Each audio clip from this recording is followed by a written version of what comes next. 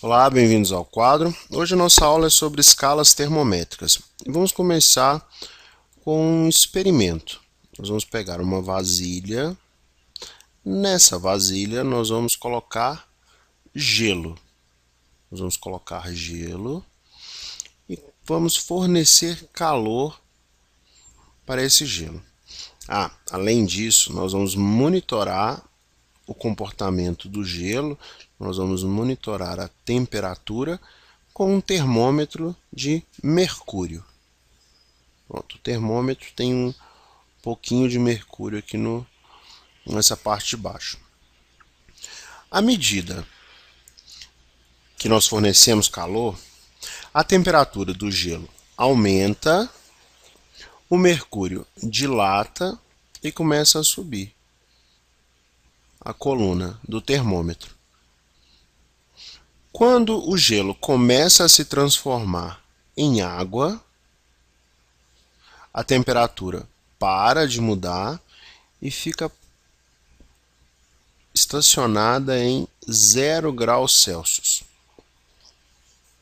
Nós continuamos fornecendo calor, o gelo se transforma totalmente em água líquida. Essa água líquida agora começa a aquecer, ou seja, a temperatura aumenta, o mercúrio volta a se expandir e quando começa a ebulição, que é a transformação do estado líquido para o estado gasoso, o mercúrio para em 100 graus Celsius. Pronto, nós vamos tirar o termômetro da vasilha agora e vamos desenhar aqui do lado. Está aqui o nosso termômetro de mercúrio. E nós vamos marcar 2 pontos nesse termômetro. O primeiro ponto é esse aqui, de 0 graus Celsius. E o segundo é esse, de 100 graus Celsius. Esse mercúrio mede a temperatura na escala Celsius. Em determinado momento do nosso experimento, a temperatura foi de θ índice C graus Celsius. Essa escala está dividida sempre em partes iguais, por exemplo, em 100 partes iguais, e cada uma dessas partes equivale a 1 grau Celsius. A temperatura também pode ser medida em uma outra unidade, chamada Fahrenheit. Se Celsius nós representamos por uma bolinha seguida da letra C, na escala Fahrenheit nós vamos representar por uma bolinha seguida da letra F. Existe uma correspondência entre essas escalas. Vamos desenhar outro termômetro, porém esse termômetro mede a temperatura na escala Fahrenheit. Na escala Fahrenheit, o gelo se transforma em água, ou seja, a fusão ocorre a 32 graus Fahrenheit. E a ebulição ocorre a 212 graus Fahrenheit. Existe uma temperatura correspondente a esse θc na escala Fahrenheit, que nós vamos chamar de θf.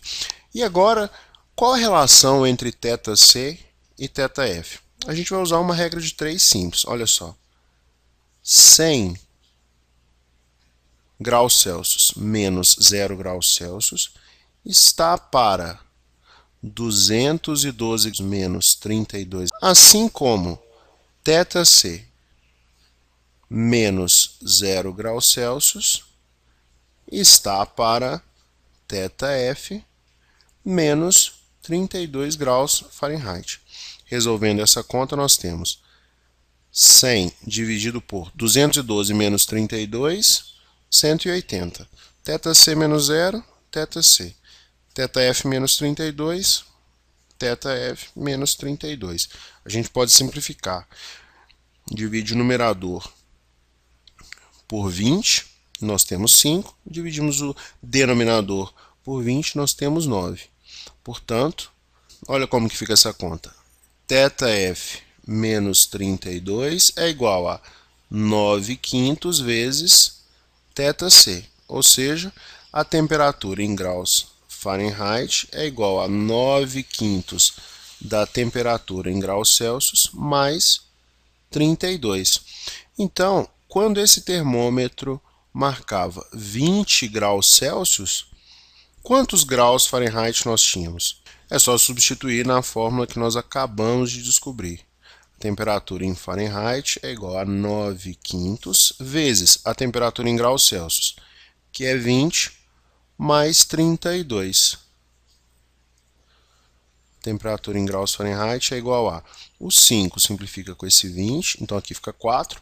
9 vezes 4, 36. Mais 32, 68 graus Fahrenheit. Existe ainda uma outra escala, que é a escala Kelvin. A escala Kelvin. A escala Kelvin diz o seguinte, que a temperatura de fusão da água é de 273 Kelvin e a temperatura de ebulição da água é de 373 Kelvin, ou seja, a diferença entre as temperaturas também é de 100 graus, assim como na escala Celsius. Então aqui nós temos a escala Kelvin, que nós vamos representar por uma letra K. Portanto, para converter uma temperatura da escala Celsius para a escala Kelvin, ou seja, vamos pegar aqui um θK, que é essa mesma temperatura aqui equivalente, nós precisamos somar a temperatura em graus Celsius mais 273 Kelvin. A temperatura em Kelvin para o nosso exemplo é, portanto, 20 mais 273, ou seja, 293 Kelvin. Espero que vocês tenham gostado da aula. Um grande abraço e até a próxima, pessoal.